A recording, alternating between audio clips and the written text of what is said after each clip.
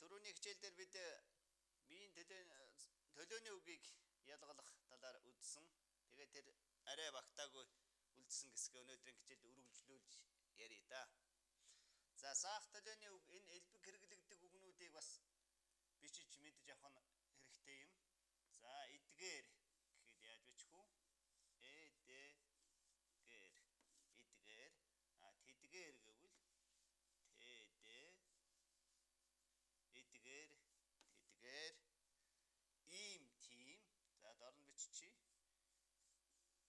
Ийм үү тийм гэдгийг ийм тийм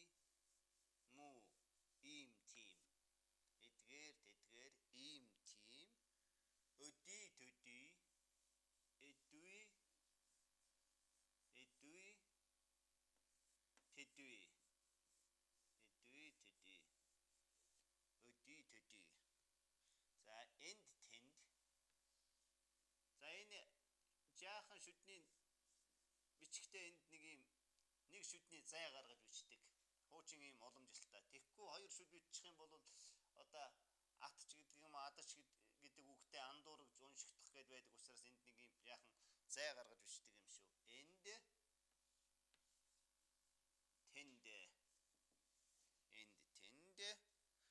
за эндих газар тэндих гэдгийг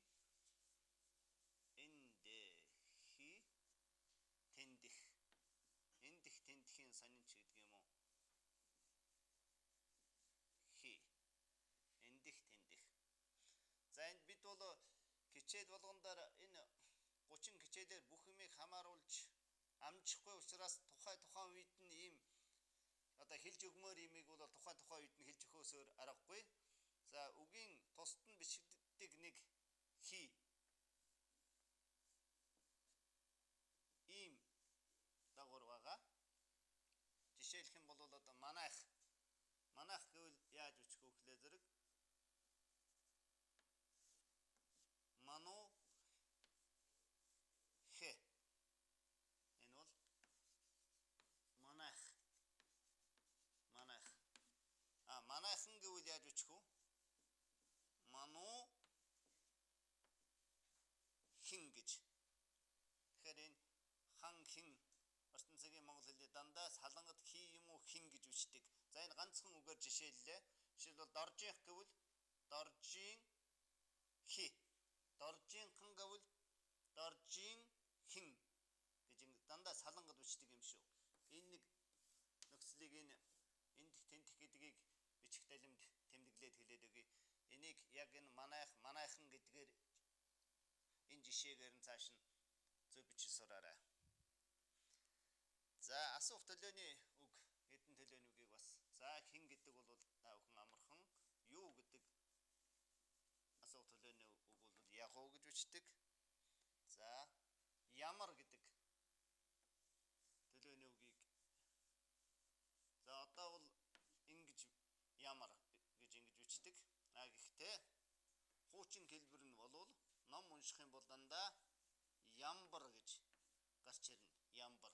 За ямбар гэж гарч тааралдвал ямар гэдэг асуух төлөөний үг юм шүү гэдгийг анхаарч яваарай. За киди хэр гэдгийг бол кэр чинээний кэр гэж бичдэг. За кид гэдэг асуух төлөөний үгийг бол кэдэн гэвэл кэдэн кичнэн гэвэл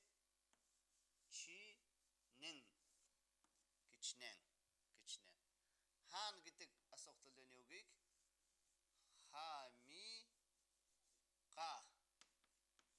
хамига. За энэ бол өвөрмөц бичлэгтэй үг. Хаан гэдэг үгийг хамига гэж бичээд хаан гэж уншина.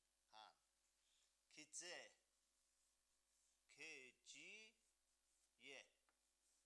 кизээ. За үүнээс гадна ингэх чингэх гэдэг үг байгаа. Ингэхүү чингэхүү.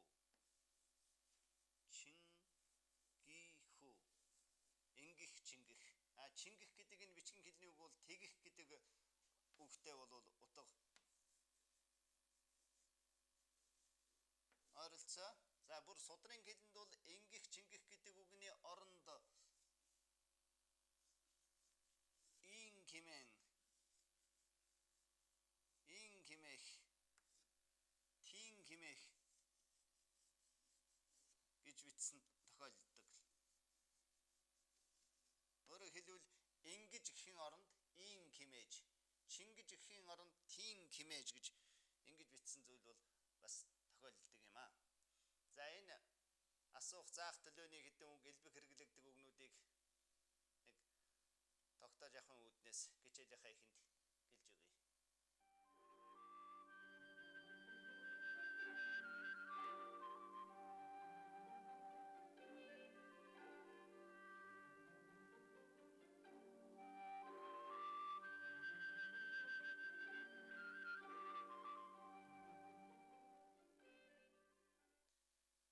За үүний өмнөх хичээлүүд бид цагаан толгойхоо бүх үсгүй түүнээс гадна нэр үгийг хойлох дүрмийг үзэж үндсэнд дууслаа.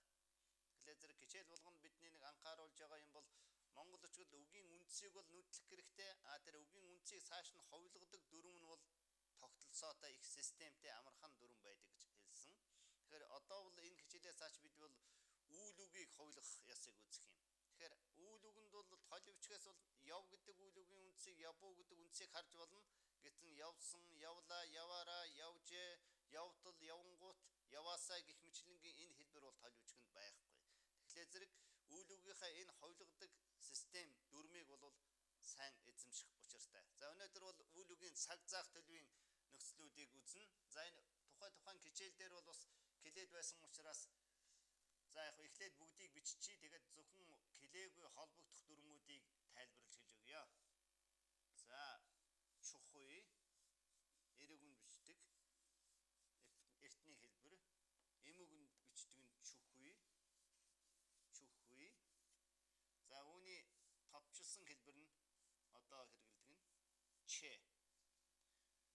За хатуу дэвсгэрээс бусад зөөлөн дэвсгэр юм уу гიშгээр төгсөнд бичдэг жухуй, эрэгүнд бичнэ жухуй, эмүгэнд бичнэ. Энэ бол эртний хэлбэр нь. За үүний товчилсан хэлбэр нь бол ж гэдэг энэ хэлбэр. За ертөнцийн цагийн монгол хэлний бол энэ нь бол ч, шинэ үсгийн дүрмийн энэ бол ж. За өнгөрсөн цагийн дагуур ийм дагуур байна. Түүнээс гадна энийг бол бид үзсэн в. Явуу, эрэв, очив гэдгийг өнгөрсөн цагийн в дагуур. За үүний нэлээд эртний хэлбэр нь бас вай гэсэн ийм хэлбэр хуучин тохиолдно. Явуу, явбаа, явуу вай гэж ийм хэлбэр бас тохиолдно. Тийм учраас энийг хаалтанд хийж хлаа. За бас өнгөрсөн цагийн за энэ дээр нь бичихье. Ла, ле, ло, лө энэ дөрвийг монгол өчгт бол за эртний хэлбэр нь бол луга,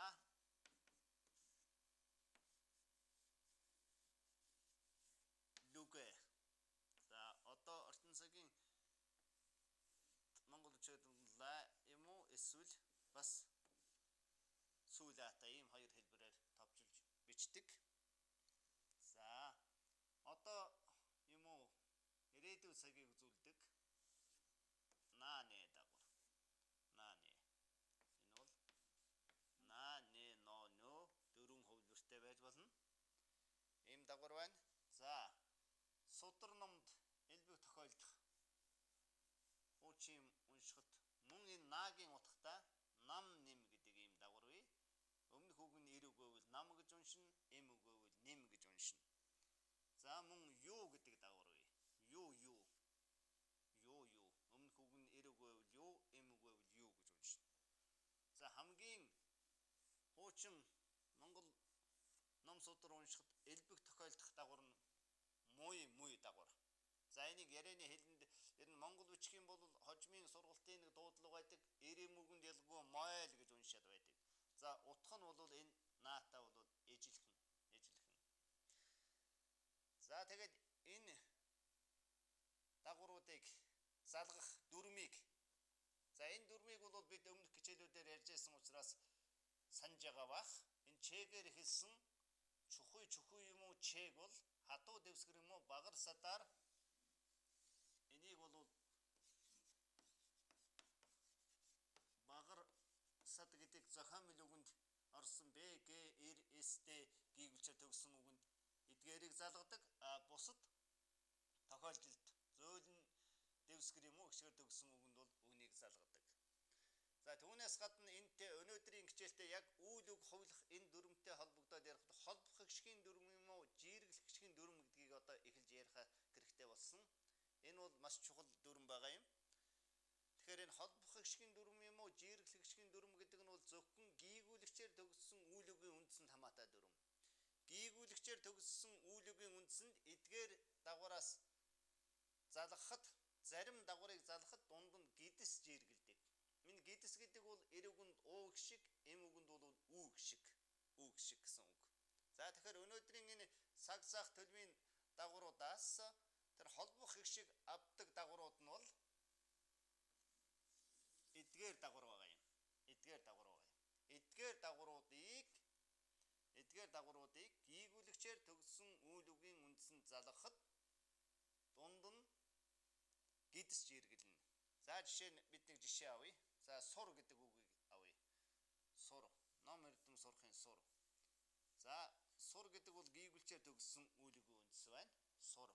Сурч мэдхийн сур. За тэгэхээр сурлаа, ном сурлаа гэж үчвэл суруу ла.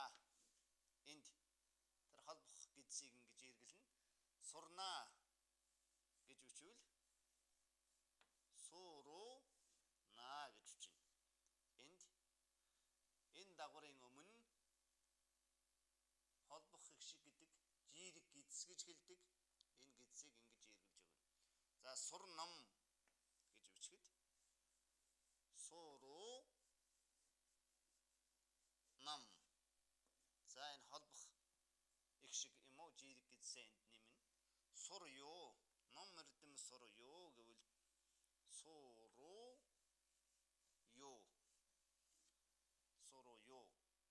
Сурмай гэвэл мөн ялгаагүй эрийн дараа жирэг гидсээ хийгээд май. Сурмай. За тэгэхээр зэрэг энэ сур гэдэг үйл үгийн үндсэнд залгаж үйл үгийн үндсэнд энэ саяын дагваруудыг залгахад дунд нь энд дандаа энэ гидс нэмэгдэж байгаа бол энэ холбох гişг юм уу жирэг гидс нэмэгдэж байгаа хэрэг. Нөгөө цаана нь байгаа чухүй юм уу товчилсан хэлбэрээр Ж тэр өнгөрсөн цагийн Б дагвар бол холбох гişг авдаггүй дагварууд. Тийм учраас гийгүүлчээр төгссөн үйл үгийн үндсэнд ч бай, гişгээр төгссөн үйл үгийн үндсэнд ч бай шууд залгана. Жишээлх юм бол сурчээ гэвэл сурчээ, сурв гэвэл сурваа. Шууд энэ эрийн дараа жирэг холбох гişг гидс бол нэмэхгүй. Тэгэхээр өнөөдрийн үндсэн дагвар дотроос Ч юм уу Б ба Б дагвар бол холбох гişг авдаггүй дагвар. Бусд нь бол жирэг гişг шаарддаг өмнөө заавал гийгүүлчээр төгсөн үйл үгийн үндсэнд холбох гişг авдаг юм байна гэдгийг мэдэж яваарай. За тэгвэл дахиад хэлэхэд анхан сурч байгаа хүн бол энэ холбох гişгийн дүрм гэдгийг бол зөвхөн гийгүүлэгчээр төгссөн үйл үгийн үндсэнд хамаатай гэдгийг бол мартаад байдаг. Хэрв гişгээр төгссөн үйл үгийн үндс. За одоо мэд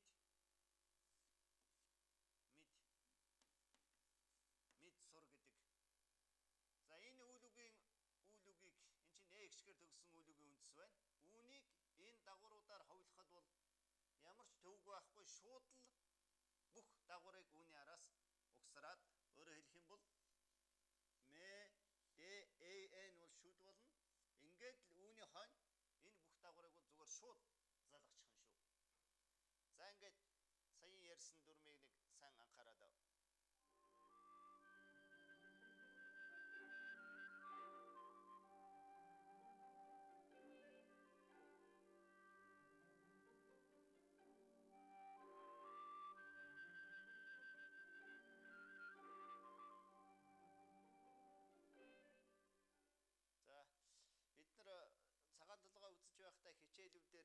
үгсээр ялгаж бичих үгс.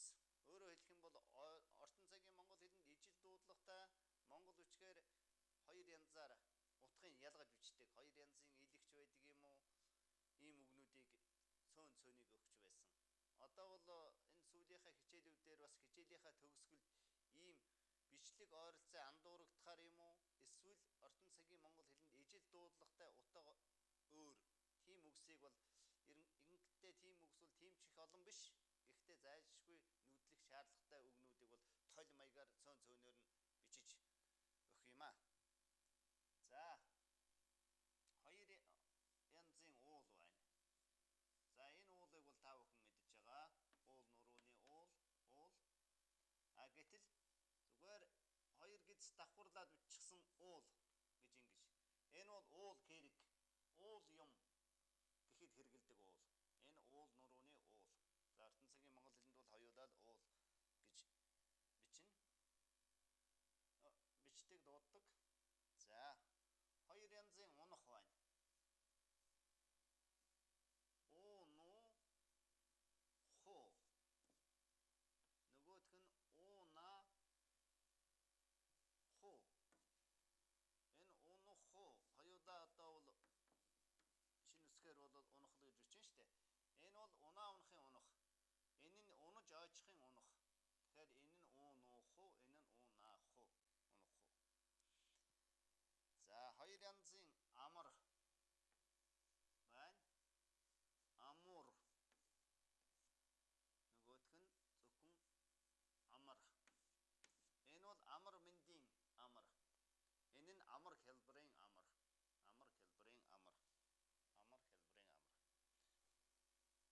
За бас ойролцоо бичлэгтэй бас мэдэх ёстой нэг гурван үг өгье. Аксун,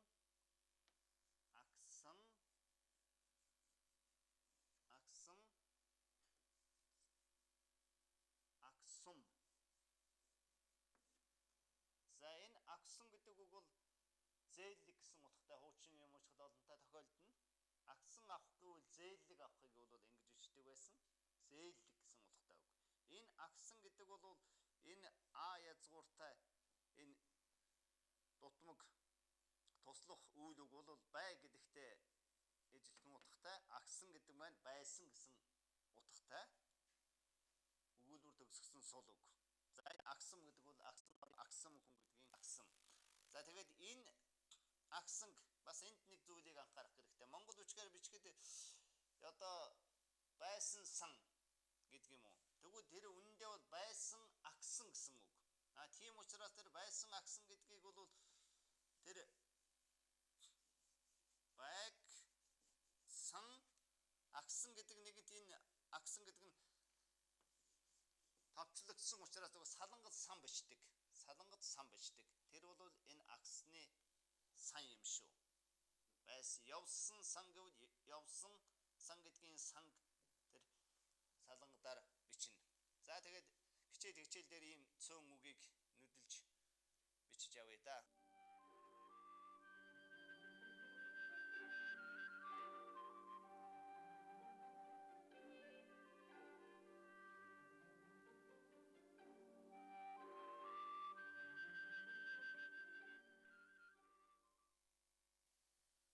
Хамаг хурьяагсан бүгдээ барагдъё. Өндөр болгосон тэрвэр эцэс дүр унъё. Хурах буйл бөгөөсөө хагацах болъё. Төрөх буйл бөгөөсөө үхэх болъё. Хамаг хураасан бүгд барагдъё. Өндөр болсон тэрвэр эцэст унъё. Хурах буйл бөгөөс хагацах болъё. Төрөх буйл